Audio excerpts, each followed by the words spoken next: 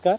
आज का ये खास एपिसोड है सरला जी के साथ और जितेंद्र भाई साहब के साथ। और इस एपिसोड में आज हम बात करेंगे आखिर मोरिंगा की खेती कैसे करें और कैसे इसको एक फिजिबल मॉडल के रूप में डेवलप करें, और कैसे जब भी किसान अगर इसकी खेती करें तो उसे कैसे बेचें, कैसे उगाएं और कितने लैंड में इस पर हम खेती को करें।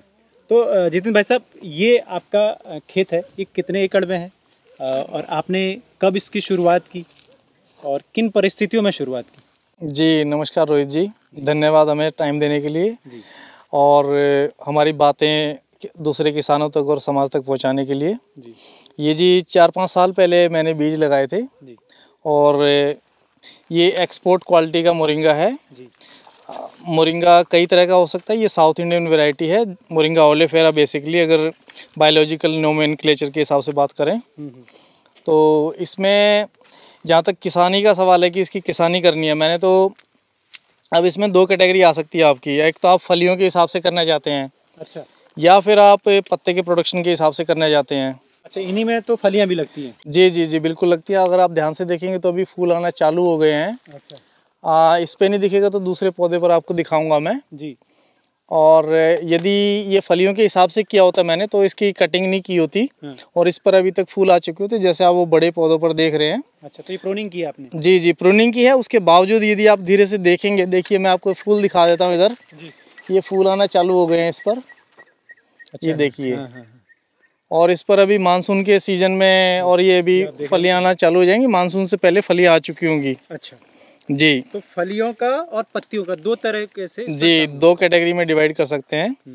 और वैसे तो राउंड द ईयर प्रोडक्शन होता है फलियों का, लेकिन नॉर्थ इंडिया में जब सर्दी पड़ती है दिसंबर के महीने में तो उस टाइम इनका रंग काला पड़ जाता है, तो तब आपको मार्केट में इसके अच्छे रेट नहीं मिल पाएंगे। ये मेरा प्रैक्टिकल एक्सपीरियंस है, क्योंकि हरियाणा से जहाँ पर ये मैंने अपना खेत है उसमें पाला पड़ता है इधर नॉर्थ इंडिया में लगभग हर जगह, तो पाले की वजह से काली पड़ती हैं। और जो उसी टाइम नवंबर में इसके पीक पर रेट होते हैं आज़ादपुर मंडी में, तो उस टाइम में साउथ इंडिया से या फिर दूसरी जगह से, साउथ से ही ज़्यादातर वहाँ से जो फलियाँ आएंगी वो ग्रीन होती हैं, लश ग्रीन होती हैं, तो वो कस्टमर्स को अट्रैक्ट करती हैं। तो आपका उस टाइम में फलियों के हिसाब से जहाँ तक बात है वो चल नहीं पाएगा। उसके अलावा फिर मार्च अप्रैल में आपका बहुत अच्छे रेट पर बिक सकता है, यदि तब आपके पास कोई मार्केट है या आज़ादपुर मंडी में है या फिर और किसी लोकल मंडी में है, तो तब वहाँ पर आप बेच सकते हैं इसको। अच्छा, आपने इसका जवाब नहीं दिया कि आपने कितने एकड़ में किया और आपने कब से किया और किन परिस्थितियों में किया? जी ये 4-5 साल पहले मैंने चालू किया था, मैंने फलियों के लिए लगाया था इसको, लेकिन फिर बाद में मुझे ज्ञात हुआ कि इसके पत्तों में तो और भी ज़्यादा गुण हैं, क्योंकि मेरे कुछ तमिल दोस्तों ने भी बताया था इसके पत्तों के बारे में और फलियों के बारे में, दोनों के बारे में। लेकिन बाद में फिर हमें जैसे जैसे इसके औषधीय गुणों का और ज़्यादा ज्ञान हुआ और हम लोगों ने दोनों ने अपने ऊपर प्रयोग करके देखे इसके, हमारी सारी बीमारियाँ ठीक हो गई। अब ऑब्जेक्टिवली यदि मैं किसानों को भी बताना चाहूँ, क्योंकि उनके घर में भी समस्याएं हो सकती हैं, मैं बीमारियों के नाम बता रहा हूँ कुछ। यदि इनमें से कोई भी बीमारी आपको है तो आप अपने घर में इसका पौधा भी लगा सकते हैं, हमारे से भी बीज मंगा सकते हैं अभी अप्रैल इसके मानसून के बाद, और फ़ोन करके पता कर सकते हैं। जब भी हमारे पास अवेलेबल होंगे हम ज़रूर आपको पहुँचाएँगे। उसकी हम लोगों ने कुछ कीमत डिसाइड की हुई है। हमने तो 3 एकड़ में शुरू में ही लगाए थे और फिलहाल भी जो है 3 एकड़ में है ये। और फलियों के हिसाब से लगाए थे तो दूर दूर हैं। तो शुरू में 3 साल, जैसे आप पूछा परिस्थिति क्या थी, तो पहले जॉब करते थे, दिल्ली में ही रहते थे हम लोग। अच्छा। तो लाइफस्टाइल ख़राब और हेल्थ भी ख़राब, तो रिज़ाइन कर दिया जितेंद्र जी ने, TCS में थे। अच्छा। और हम फिर गाँव आ गए। उससे पहले ही ज़मीन को खाली छुड़वा लिया था कुछ टाइम पहले ही, ताकि क्योंकि केमिकल खेती होती थी यहाँ पे। बहुत बुरी हालत थी सॉइल की। अच्छा। मर चुकी थी। अभी आप देखेंगे तो जिंदा है, हर एक इंच पे केचुए मिलेंगे आपको। अच्छा, हाँ जी जी जी। अब थोड़ा सा जी ये अच्छे से दिखाएंगे तो स्मेल भी वैसी है। ये इधर तो थोड़ा सा सूखा है और सूखा है, यहाँ है गिल्ला, इस साइड वहाँ से पता लगेगा कि मिट्टी की ताकत क्या है। सूख रहा है फिलहाल। हाँ ये भी ठीक है, ये हवा है। सूंघ कर देखिए। वो तो है ही, नेचुरली इतना स्ट्रॉन्ग है। हाँ तो फिर हम तो शुरू में 3 साल तो इसमें इन्वेस्टमेंट ही थी, शारीरिक श्रम की भी और पैसों की भी, क्योंकि गौशाला से बहुत सारा जो है जो गोबर है वो ऊपर पूरा परत बिछाई थी 3 एकड़ में। अच्छा। और अभी आपको कुआं दिखाएंगे 25 फुट गहरा और बहुत बड़ा है, तो 3.5 लाख लीटर कैपेसिटी का कुआं हो। उसमें वेस्ट डिकम्पोजर तैयार किया और 3 एकड़ में चलाया। और जितने भी ये मोरिंगा लगे हुए हैं सब कटिंग होके इसी में मल्च होते रहे हैं 2 साल। 2 साल तक जी, तो आप 2 नीचे साल देख सकते हैं। हाँ, वो दिख रहा है, ये सब लकड़ियाँ जी, ये सब। तो 2 साल तक कोई इनकम नहीं थी, इन्वेस्टमेंट थी। अच्छा। और उसका फिर जब पाउडर बना, उसका जो रिजल्ट आया उससे फिर इनकम धीरे धीरे शुरू हो गई होनी। अगर कोई भी किसान लगाना चाहे तो वो पहले वो 2 साल नहीं हर कोई सस्टेन कर पाएगा बिना इनकम के और सिर्फ इन्वेस्टमेंट करे। बिल्कुल सही। तो पहले आपको बेचना कहाँ है वो आप तैयारी करिए। ये तो बहुत आसान सा पौधा है, 6 ही महीने में आपको इसके पत्ते मिलने शुरू हो जाएंगे, वो कोई दिक्कत नहीं है। दिक्कत है इसकी मार्केट, आप पहले डिसाइड करें बाद में इसको लगाइए और लगाने में सहयोग जरूर मिलेगा। जैसे कि बीज कह रहे थे, तो वो बाकी प्रैक्टिसेस जितेंद्र जी बेटर बता पाएंगे। जिस चीज़ में ज़्यादा फायदा है वो चीज़ हमें लगानी पड़ेगी किसानों को अभी। और इसमें फ़ायदा क्यों है उसका एक अलग लॉजिक है। सोसाइटी को इस टाइम बिल्कुल ये चाहिए। सोसाइटी को जितनी आवश्यकता मोरिंगा की है मुझे नहीं लगता कि और किसी चीज़ की है, क्योंकि ये मैं पहले ऑब्जेक्टिवली ना बीमारियों के नाम बता देता हूँ और किसान अपने आप को रिलेट कर पाएंगे उनसे। आर्थराइटिस, सर्वाइकल, माइग्रेन, हड्डियों में दर्द, जोड़ों में दर्द, घुटनों में दर्द, थायराइड, अस्थमा, नज़ला, पेट में अल्सर, खून की कमी, कैल्शियम की कमी, आयरन की कमी, ये 11-12 तरह की मोटी मोटी हैं। इसके अलावा बहुत सारी बीमारियों को ठीक करता है, ये प्रमाणिक तरीके से ठीक करता है। आपके पास यदि खेत में मोरिंगा लगा हुआ तो आप इसको औषधि के हिसाब से दूसरे सोसाइटी में वितरित कर सकते हैं, बेच सकते हैं। उससे आपकी डायरेक्ट कस्टमर को बेचने में फ़ायदा है। कंपनीज़ को ना दें, क्योंकि कंपनीज़ आपसे बहुत कम रेट में लेना चाहेंगी। उसमें आपका फिर वो जिसे स्लैंग लैंग्वेज में बोलते हैं कि वारा नहीं खाएगा। जी, तो आप यदि ये जो बीमारियों के नाम मैंने बताए इनको पूरी प्रमाणिक तरीके से ठीक कर रहा है, मैं अपने एक्सपीरियंस से बता रहा हूँ। और आप इसका पाउडर बनाकर जब सोसाइटी में बेचेंगे, वितरित करेंगे, तो आपको बाकी किसी भी फसल से ज़्यादा मुनाफा होगा। तो इस वजह से किसानों को लगाना चाहिए। अब जहाँ तक लगाने का सवाल है कि कैसे लगाएं, तो पत्ते के हिसाब से यदि आप लगाना चाहते हैं तो आप 1-1 फुट पर भी पौधा लगा सकते हैं, जो मेरा अभी लेटेस्ट एक्सपीरियंस है। मैंने 5-5 फुट के गैप से लगाए थे, लेकिन अब जो नया एक्सपीरियंस है मेरा, अभी मैंने सीखा है जो वो है कि आप 1-1 फुट के हिसाब से भी लगा सकते हैं, जहाँ तक अगर आपको यदि ज़्यादा पत्तों की आवश्यकता है तो। ठीक है जी। तो इससे 1 एकड़ में कितने आपने लगाए हैं प्लांट 1 एकड़ में? ये ऐसे तो मैंने कभी कैलकुलेट नहीं किए, लेकिन अभी मेरा 90% एरिया जो है वो खाली पड़ा हुआ है। इस सीज़न में मैं इसको पॉपुलेट करने वाला हूँ, भरने वाला हूँ। जी, यहाँ पर भी हर जगह मैं इसको भरने वाला हूँ। और तब हो सकता है कि मैं 1000 किलो के आसपास हमें ड्राई मटेरियल मिले।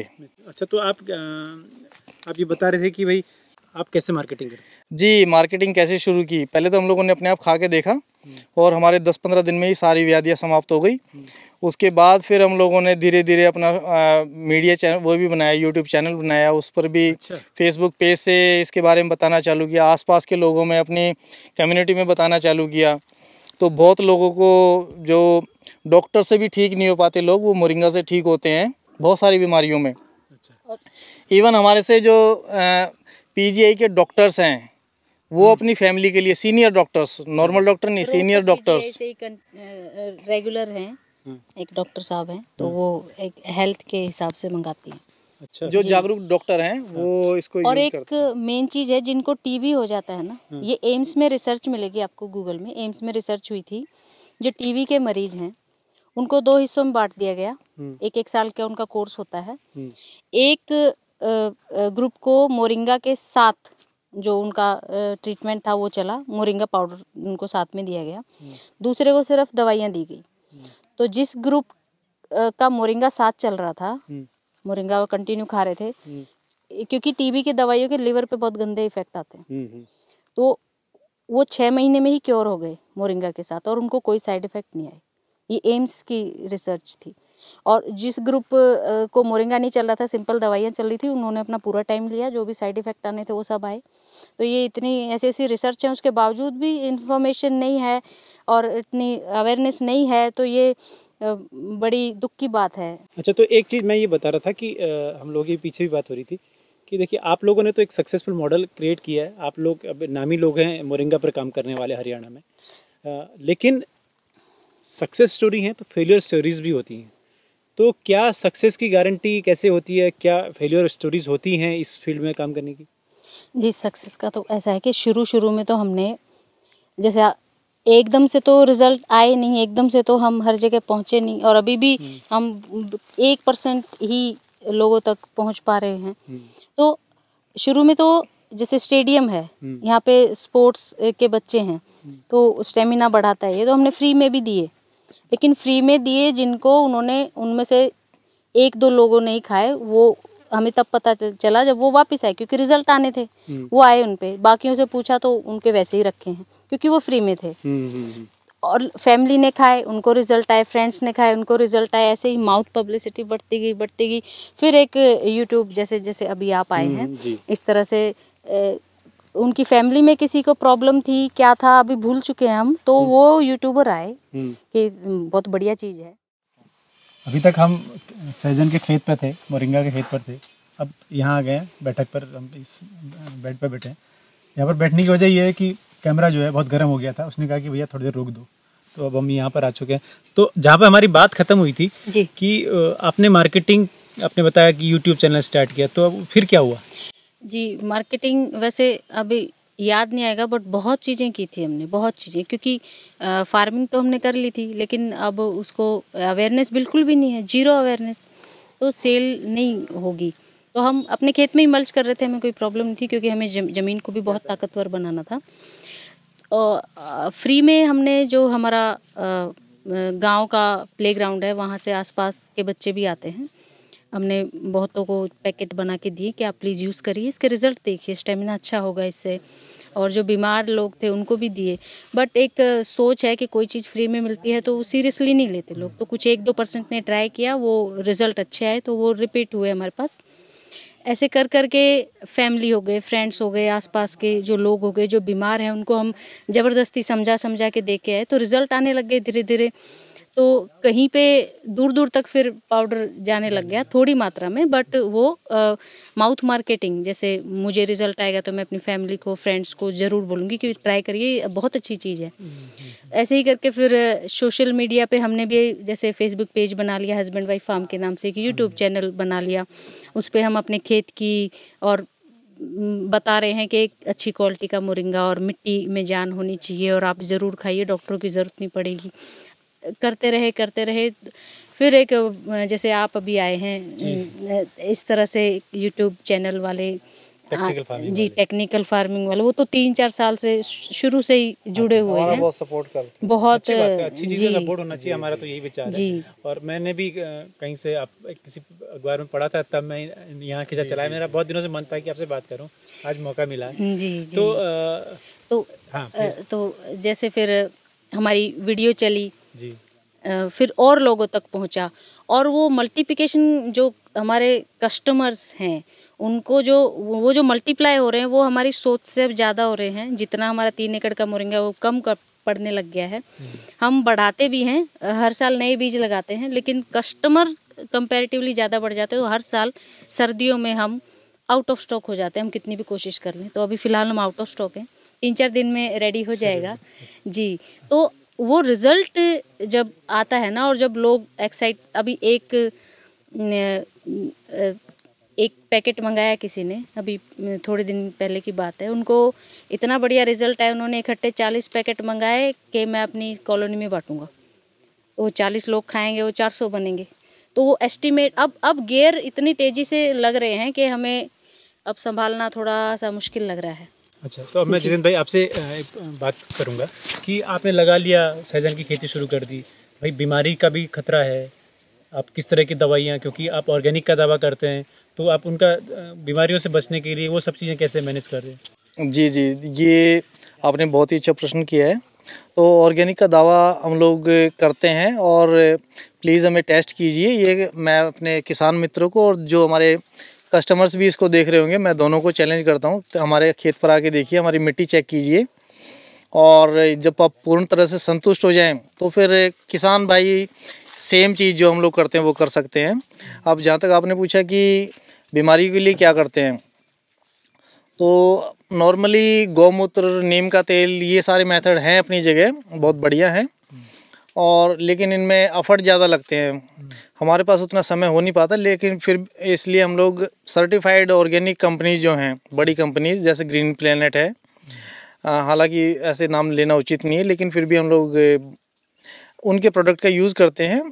इसमें नॉर्मली एक ही प्रॉब्लम आती है, इल्ली की, कैटरपिलर की, और जैसे बिहार साइड में पीलू बोलते हैं शायद उसको, तो उनकी समस्या आती है। बाकी इसके अलावा कोई ज़्यादा समस्या नहीं आती। तो यदि आप कैटरपिलर को कंट्रोल कर लेते हैं तो आप 99% चीज़ों को, मतलब आपके लिए बहुत ही सुविधाजनक हो जाएगा।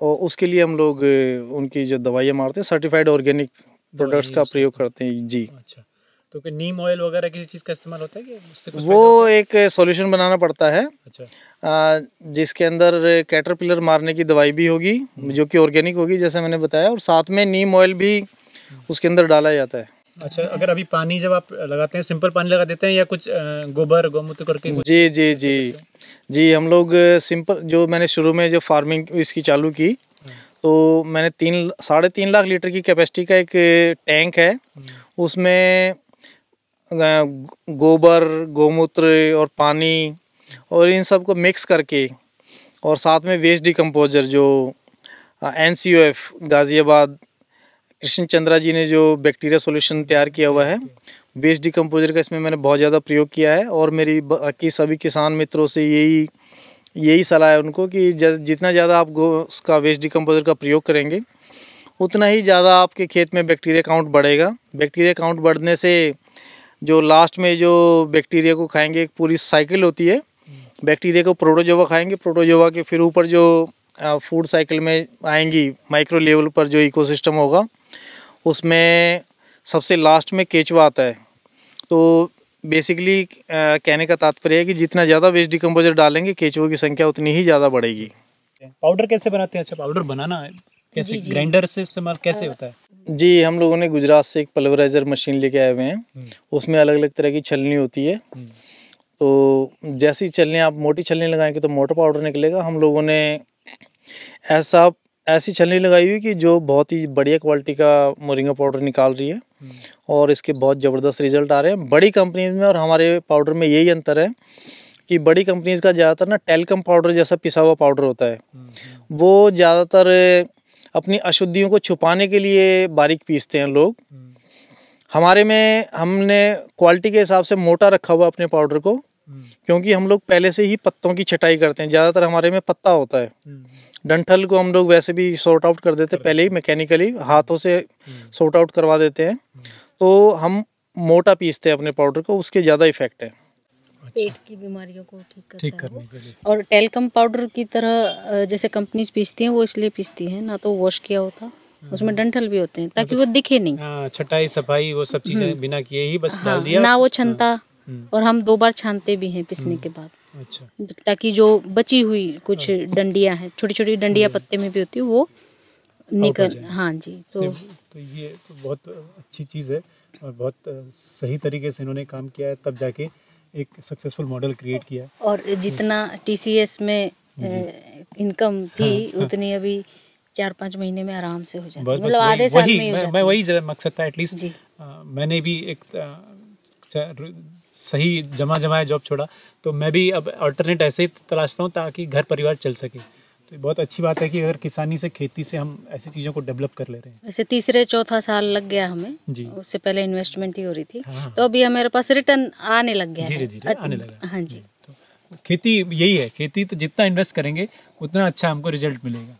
तो ये इसके आज के एपिसोड में हमने ये जाना है मोरिंगा की खेती से जितेंद्र भाई साहब से और सरला जी से। तो आपका बहुत बहुत धन्यवाद। आज फिर से आपने बहुत काम की और ज्ञान की बातें हमें बताई। आपका भी धन्यवाद जी। धन्यवाद। और हम वादा करते हैं कि वर्ल्ड का सबसे बेस्ट मोरिंगा पाउडर आपको खिलाते रहेंगे। देखिए फिर से वही कॉन्फिडेंस। और कभी जल्द से जल्द इनका ये सेटअप तैयार हो जाएगा तो वो यूनिट हम आपको दिखाएंगे कि कैसे इन्होंने एक बहुत बेहतरीन यूनिट तैयार की है। आने वाले वीडियो में आपको वो जानकारी मिलेगी। धन्यवाद। नमस्ते जी।